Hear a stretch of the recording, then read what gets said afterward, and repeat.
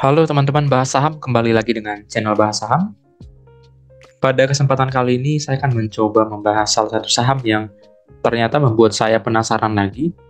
Karena sebelumnya, dulu saya pernah membahas emiten ini pada saat harganya masih di angka seribuan. Dan ternyata analisis saya itu tepat dan emiten ini menuju ke harga 2000. Seperti yang pernah saya jelaskan di video sebelumnya.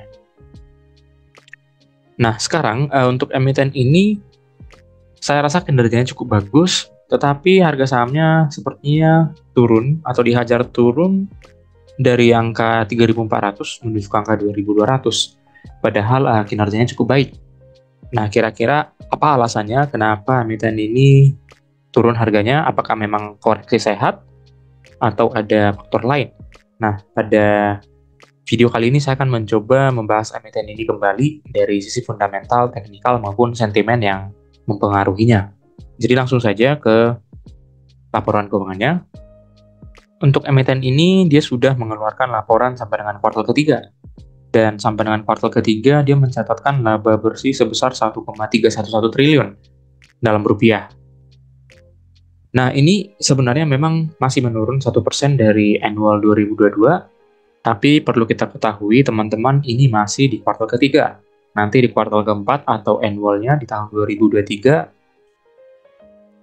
saya bisa pastikan ini akan jauh melebihi laba dari tahun 2022. Bahkan kalau kita lihat secara grafik, laba bersih di tahun 2002 ini saja sudah cukup fantastis menurut saya. Dia sudah mencapai angka 1 triliun, di mana sebelumnya dari tahun atau periode-periode sebelumnya dia belum pernah mencatatkan laba menuju 1 triliun secara 6 tahun terakhir di sini. Nah, di sini di tahun 2023 saja dia tetap mencatatkan laba 1 triliun, padahal masih di kuartal ketiga. Ini hampir menyamai laba tahun 2022 secara tahunan, padahal ini masih di kuartal ketiga, teman-teman. Ini perlu kita perhatikan. Jadi sebenarnya dari sisi performance, emiten ini tidak kalah dari periode-periode sebelumnya. Bahkan saya bisa katakan di kuartal ketiga 2023, pencapaian kinerjanya cukup bagus dan cukup tinggi. Nah, apa-apa saja yang mempengaruhi laba bersih ini? Seperti biasa, kita akan mengulik sedikit laporan keuangannya. Dari laporan keuangan, kita akan langsung melihat laporan laba ruginya. Di sini terlihat untuk pendapatan bersihnya memang cukup fantastis, teman-teman. Dari kuartal yang sama di tahun 2022 dibandingkan dengan 2023, saya rasa ini hampir mencapai 1 triliun bedanya dari sisi pendapatan, teman-teman. Artinya, dari sisi performance atau kinerja, emiten auto ini tetap mencatatkan kinerja yang cemerlang di tahun 2023 ini. Dan kemudian dari beban pokoknya juga bisa dipres seminimal mungkin, hampir sama dengan periode sebelumnya. Sehingga di sini untuk laba brutonya sendiri dia sudah cukup tinggi dari periode yang sama di kuartal ketiga 2022. Nah, dari sisi bebannya juga tidak signifikan peningkatannya. Bahkan untuk kayak seperti misalnya beban umum dan administrasi ini, dia makan menurun dari periode sebelumnya. Artinya, di beberapa pos beban, emiten ini cukup efisien, teman-teman investor. Nah, sehingga atas dasar pos-pos tadi, dari sisi pendapatan dan beban, tercatat di sini untuk laba yang bisa diatribusikan kepada entitas itu mencapai 1,311 dibandingkan dengan periode sebelumnya yang hanya mencapai 831 miliar di periode yang sama kuartal ketiga tahun 2022. Nah, itu tadi sumber dari laba bersih ini. Dan untuk ekuitasnya di sini terlihat meningkat juga 7%. Ini sudah melampaui rata-rata kenaikan ekuitas selama 5 tahun atau 6 tahun periode terakhir, teman-teman. Bahkan di tahun 2022, dia mencapai ekuitas mencapai 10% peningkatannya dari periode 2021. Nah, saya yakin sepertinya nanti di tahun 2023 akan terulang kembali mencapai ekuitas yang cukup tinggi. Baik dari sisi EPS, EPS-nya juga sebanding dengan peningkatan laba bersihnya. Di sini dia sudah mencapai angka 363. Di mana sebelumnya di tahun 2022 dia hanya mencatatkan 275. Artinya di sini ada peningkatan cukup tinggi nanti dengan adanya forecast sampai dengan akhir tahun di kuartal keempat mencapai 363. Nanti kita akan saksikan bersama begitu emiten ini sudah merilis laporan keuangan annualnya. Untuk sahamnya tetap sama. Dari sisi utang juga dia tidak terlalu tinggi, teman-teman. Memang terlihat di sini ada peningkatan dari sisi utang secara terlihat dari data grafik. Tetapi kalau kita bandingkan dengan ekuitasnya, dia hanya mencapai 0,46 dari sisi utangnya, teman-teman. Jadi emiten ini jauh dari kesulitan dalam melunasi kewajibannya. Dari sisi penambahan kas juga cukup bagus ya. Ini penambahan kasnya di tahun 2023 ini malah lebih tinggi dari penambahan kas di tahun-tahun sebelumnya. Tapi kita tidak tahu nanti apakah ada pembayaran utang di kuartal terakhir. Tapi saya rasa ini sudah menjadi rekor di 5 tahun terakhir, teman-teman. Nah, kemudian dari posisi kas pada akhir periode kuartal ketiga juga cukup tinggi, di angka 3,3 triliun. Sebenarnya ini sangat sehat sekali ya, teman-teman. Dengan menggunakan kasnya saja, dia bisa mungkin melunasi utang-utang jangka pendeknya. Kemudian dari sisi ROE, ini juga cukup bagus ya. Pada tahun terakhir, dari tahun 2022, emiten ini mencatatkan ROE yang berada di atas 10%. Artinya kemampuannya menghasilkan laba itu cukup tinggi dengan sumber daya yang ada. Nah, sehingga atas dasar laporan keuangan tadi, ada beberapa hal yang bisa ditarik kesimpulan. Yang pertama, untuk nilai buku emiten ini, buku satunya seharusnya berada di angka 2.658.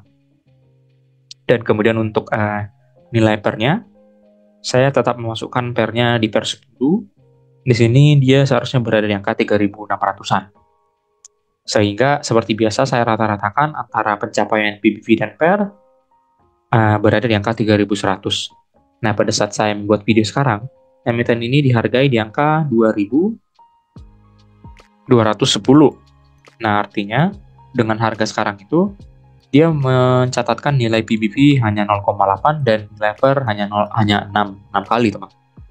Nah, dari sini didapat nilai MOS mencapai 29,7 atau hampir 30%, yang menurut saya pribadi ini sudah MOS yang saya rasa untuk resiko turun memang masih ada, tapi sudah cukup rendah untuk turun lebih dalam lagi dari harga sekarang, teman-teman. Nanti saya akan lebih jelaskan lagi di teknikal. Dan kemudian dari harga sekarang di 2.210, apabila kita memiliki emiten ini, dia akan mencatatkan potensial gain yang lumayan juga di angka 42% kalau memang nanti harganya menuju ke harga fundamental di angka 3.100-an. Nah, dari analisis lanjutan, untuk analisis lanjutan memang tidak terlalu tinggi ya teman-teman untuk harga wajarnya, karena secara historis PBV-nya memang hanya berada di angka 0,63 dari tahun 2018, dan PER-nya hanya berada di angka 9,63 secara historisnya. Sehingga didapat di sini harga wajarnya hanya berada di angka 2.583. Dan gain yang mungkin diperoleh dengan menuju ke harga ke sana yaitu hanya mencapai 17%, teman-teman. Nah, baik secara teknikal, ini tadi yang saya jelaskan di awal dari periode tahun 2023 di bulan Agustus. Disitulah emiten ini pernah mencatatkan harga tertinggi. Di sini high-nya itu di angka 3.600 ya, teman-teman. Nah, setelah Agustus 2023, harganya terus dihajar turun sampai dengan periode sekarang. Di Januari atau Februari 2024, dia kembali menuju harga 2.200-an. Nah, ini secara daily. Kalau kita lihat secara weekly, dia juga terlihat penurunan cukup signifikan ya, teman-teman. Tapi apakah ini memang koreksi? Nanti kita lihat secara monthly. Nah, di sini secara monthly-nya, kalau saya lihat secara minor trend, di sini 2000 ini bisa menjadi titik support ya. Menurut saya cukup bagus, teman-teman, titik supportnya. Karena kalau kita lihat dari sini, dari tahun 2015 atau di tahun 2018, dia pernah memantul di harga 2000. Nah, lebih tepatnya di tahun 2017 dia pernah mengalami pemantulan harga di 2000, teman-teman. Tapi kalau kita lihat di sini, pada saat tahun 2015 dia malah pernah ke harga 1.500. Di sini juga 2018 dia pernah mengalami pemantulan harga secara short term dari harga 1.500.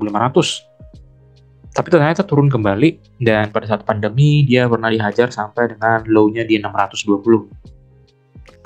Nah, tapi kalau kita lihat dari semenjak pandemi dia meningkat kembali di titik support pertamanya di angka 1.000, di 1.500, dan saya rasa 2.000 ini mungkin bisa menjadi titik support. Tapi saya rasa, teman-teman, kalau dia turun ke angka 2.000, saya rasa ini adalah waktu yang tepat untuk mengakumulasi emiten ini. Dan kalaupun dia memang turun kembali ke harga 1.500, ini adalah kesempatan terbaik menurut saya, teman-teman. Karena dengan dia turun ke harga 1.500, kita akan coba praktikkan di fundamental tadi. Dengan angka 1.500, potensi menuju ke angka fundamentalnya di angka 3.000 juga cukup tinggi, yaitu one bagger. Dan menurut saya juga harga wajarnya seharusnya berada di 2.500. Jadi kalau memang dia menuju ke angka 2.000 ataupun di angka 2.000, maksud saya di angka 1.500, itu adalah potensi yang cukup tinggi untuk kita bisa mengakumulasi emiten ini lebih tinggi lagi. Nah, saya rasa untuk emiten ini dia akan survive dengan fundamental yang cukup bagus ya teman-teman, karena memang terbukti ini kan adalah anak perusahaan dari Astra yang juga memiliki core bisnis yang hampir mirip dengan induknya. Dan saya rasa ini akan tetap mengalami peningkatan ke depannya teman-teman dari sisi performance. Nah, dari sisi sentimen positif, dari beberapa news memang terlihat imbang ya teman-teman. Di sini saya ada melihat ternyata auto ini mengalami kendala untuk ekspor ke negara tujuan. Mungkin ini adalah diakibatkan pandemi yang kemarin yang masih berefek terhadap perekonomian di negara-negara ekspor. Nah, kemudian dari sisi sentimen lain, emiten ini membagikan dividen ya teman-teman. Dan saya rasa dengan kenaikan pendapatan ataupun laba bersih tadi yang kita lihat di tahun 2023, saya rasa emiten di tahun buku 2023 yang akan dibagi di tahun ini, saya rasa akan cukup tinggi teman-teman. Nah, emiten ini bergerak di bidang otomotif ya teman-temannya, dari spare part dan juga segala macamnya. Dan menurut saya sih untuk kedepannya ini, konsumen yang berhubungan dengan otomotif masih akan cukup naik tinggi, karena memang dari sisi kebutuhan juga, dan juga masih ada prestis tersendiri untuk masyarakat dalam membeli otomotif teman-teman, seperti mobil dan juga kendaraan. Jadi kesimpulannya menurut saya, emiten ini mungkin mengalami koreksi yang cukup dalam, dan saya yakin itu adalah koreksi yang cukup sehat, walaupun memang terlihat menurun cukup signifikan, tapi memang bisa saja ini adalah diakibatkan koreksi karena sudah meningkat cukup signifikan dari tahun 2022. Karena dulu dia hanya mencapai angka 1.000, tapi memang ditarik naik sampai dengan 3 bagger ya teman-teman, di angka 3.500. Dan saya rasa ini merupakan koreksi yang sehat, mungkin bisa menunggu di angka 2.000, ataupun bahkan maksimalnya saya rasa di angka 1.500 kalau memang dia turun ke sana.